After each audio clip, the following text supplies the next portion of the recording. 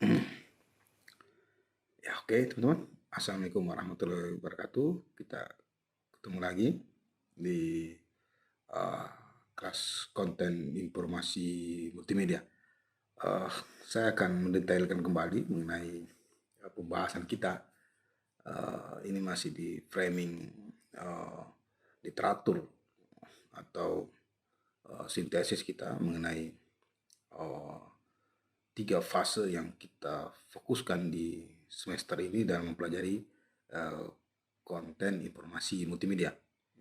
Outputnya nanti dia lari ke bagaimana proses teman-teman atau kita mengcreate-nya menjadi konten-konten kreatif gitu ya, atau konten kreator. Nah, tentu juga saya akan kesulitan untuk membahasnya apabila saya tidak mempunyai framing di kepala saya mengenai apa metodologi yang kita pakai dalam mengangkat sebuah cerita konteks dalam pembahasan yang sebenarnya literaturnya juga sangat banyak gitu. Bahkan literatur yang banyak lari ke dunia perfilman. Bagaimana membahasnya dalam konteks membuat cerita-cerita konten-konten yang menarik gitu.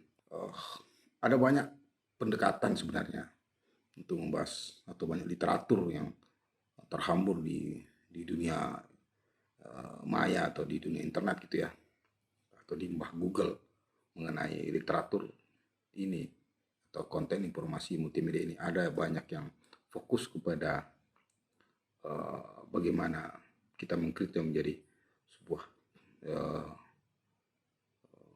acara-acara atau media mainstream seperti dunia pertelevisian, mengkritik konten-konten acara, atau dalam framing membuat konten media digital, membuat mana yang jadi headline, yang mana jadi sub headline gitu, atau menjadi yang mana menjadi narasi. Nah, literatur kita atau kesepakatan yang disimpulkan mengenai konten informasi multimedia ini atau kerangka berpikir saya mengenai literatur konten informasi multimedia ini saya bagi dengan seperti pembahasan pertama, yaitu 3 fase itu ya. Karena kalau kita tidak bisa mengklasternya, kita akan kesulitan, bahkan menyampaikan juga repot gitu. Nah, inilah saatnya teman-teman untuk, atau dan termasuk saya juga sama-sama belajar gitu ya. Nah, 3 fase yang kita bahas yaitu satu, life story, seperti yang teman-teman sudah lihat PDF-nya gitu ya, atau sintesis yang sudah teman-teman baca. Yang kedua mengenai lifestyle, dan yang terakhir life story. Nah, sintesis saya hanya menemukan 3 itu ya. Apapun bentuk permasalahan atau konteks yang ada di atau teman-teman nikmati sekarang ini. Nah, life story seperti teman-teman mempunyai 3 cabang atau 3 outputnya, yaitu paling tidak dia mempunyai 3 output, yaitu pertama itu bisa menghibur, yang kedua bisa memberikan edukasi, yang ketiga sarana untuk beribadah. Nah, itu termasuk tujuan-tujuan atau market yang akan kita tuju.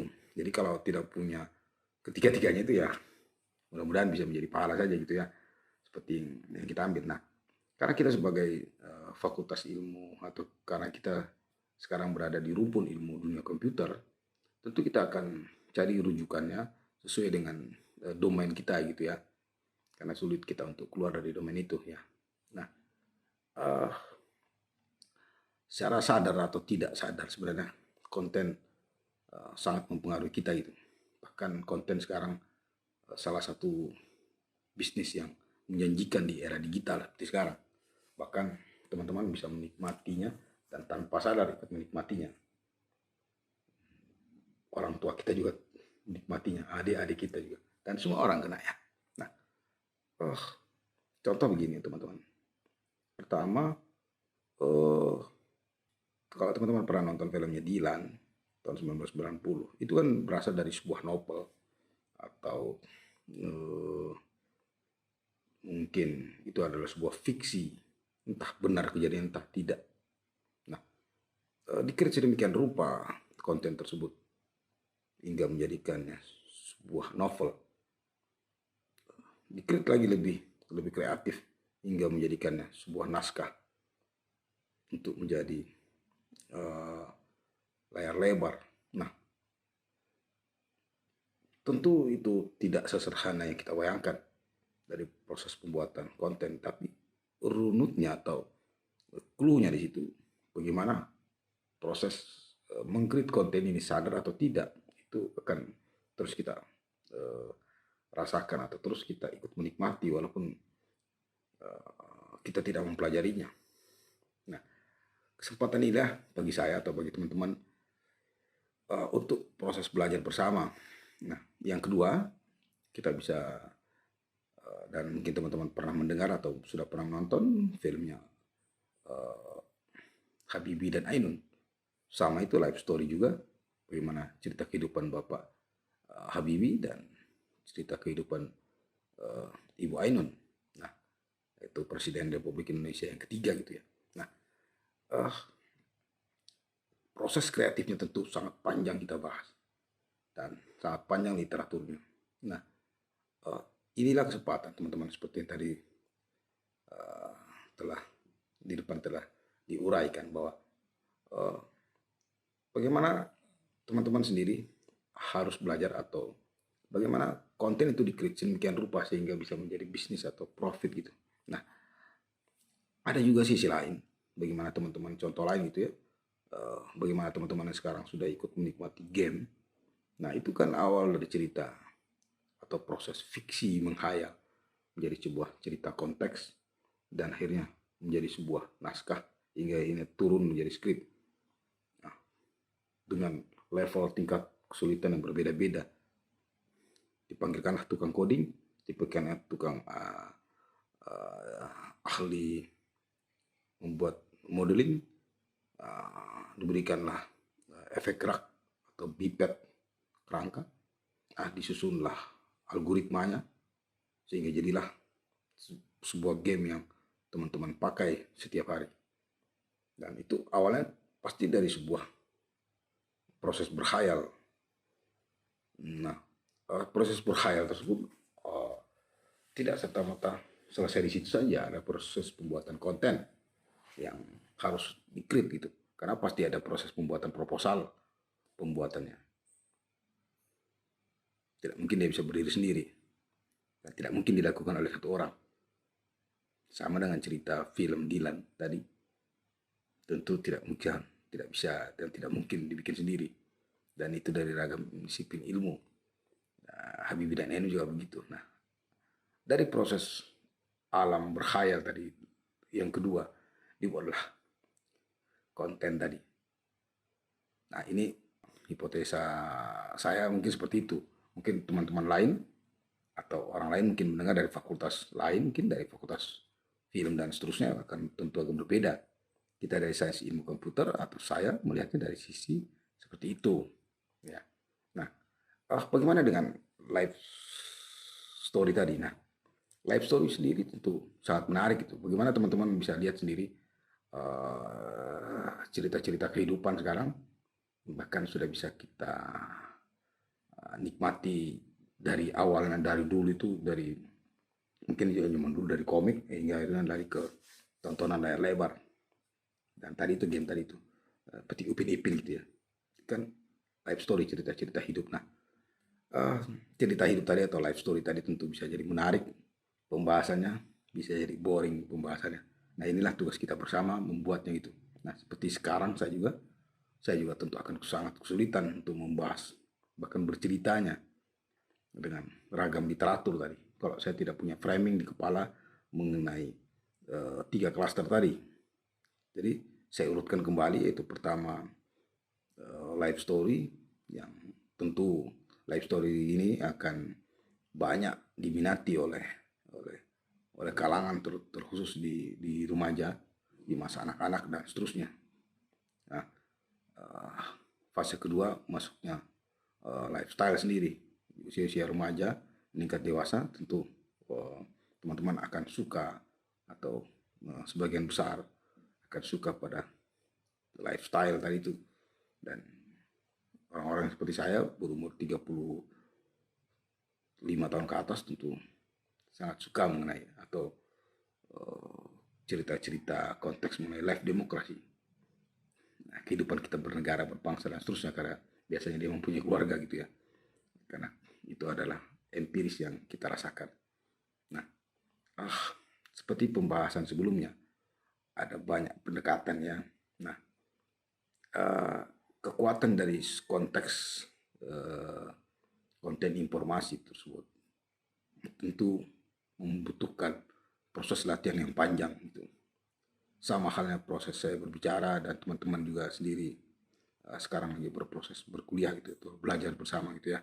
Nah, tugas pertama teman-teman yang teman-teman harus buat, tidak usah panjang-panjang, kita akan buat tugas pertama itu, buatlah rekaman atau footage pendek gitu ya, mengenai cerita teman-teman, mengenai life story teman-teman. Diharapkan life story tersebut bisa jujur, bisa apa adanya gitu, kalau perlu tanpa proses editing. Jadi langsung saja action saya, langsung teman-teman bisa rekam dengan format Full HD 30 fps saja, minimal dia 5 menit. Nah, apa tugasnya Pak? Nah, tugasnya gampang saja, teman-teman bisa seperti kelas sebelah sebenarnya. Kalau kita andikan offline, maka satu orang maju ke depan kelas menceritakan life story, belajar bercerita, belajar berpikir cepat dengan kerangka berpikir otak kita sendiri-sendiri tanpa nyontek gitu ya, tanpa melihat PDF gitu ya. Nah, tugasnya adalah teman-teman menceritakan cerita kehidupan teman-teman, mulai dari nama, mungkin nama lengkap, orang tua, nama siapa, kerja di mana dan seterusnya. Kalau mau di hidden juga boleh, atau tidak diceritakan juga boleh, itu jenis pekerjaannya. Nah, teman-teman bisa ceritakan mengenai berapa bersaudara.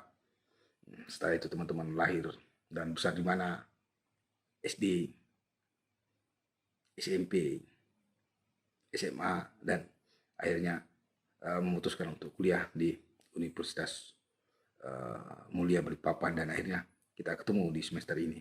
Nah, cerita itu teman-teman bisa bungkus dengan romantisme di situ, mungkin perjuangan hidup dan seterusnya. Nah, cukup 5 menit, saya rasa juga 5 menit itu bahkan terlalu pendek ya untuk menceritakan kisah hidup. Nah, walaupun saya juga paham memang tidak semua seseorang atau individu suka menceritakan kehidupan apa adanya. Dan inilah saatnya kita untuk belajar lebih terbuka terhadap kehidupan kita, atau berusaha untuk jujur tahu kehidupan kita. Tidak perlu malu. Semoga kisah-kisah hidup kita ini bisa jadi pelajaran yang lebih baik untuk generasi-generasi yang akan datang. Nah, teman-teman nanti upload ceritanya setelah selesai gitu ya. Nah, upload di YouTube. Kalau malu atau belum pede gitu, boleh di privat saja. Nah, link untuk mengumpulkan tugasnya teman-teman kumpul di Google Classroom. Nanti saya akan buat slotnya di Google Classroom. Nah, seperti itu saja mungkin teman-teman untuk tugas awal kita. Ini saatnya teman-teman untuk belajar, membuka diri. Siapa tahu ini adalah jalan teman-teman untuk mengetahui bahwa teman-teman ternyata mempunyai bakat. Nah, kalau teman-teman lihat bagaimana hebatnya keahlian Najwa Shihab mungkin dalam berbicara, menerapkan konten tadi, sehingga tiap hari dia bisa meng-create konten-konten yang lagi viral atau lagi current isu. Bahkan narasumbernya yang awalnya mungkin tidak mau bercerita lebih detail, ini dia bisa bercerita. Itu semua adalah kekuatan konten yang di kepalanya sangat terstruktur. Yang kedua, mungkin teman-teman bisa lihat Deddy Corbuzier, Ya, mirip-mirip juga.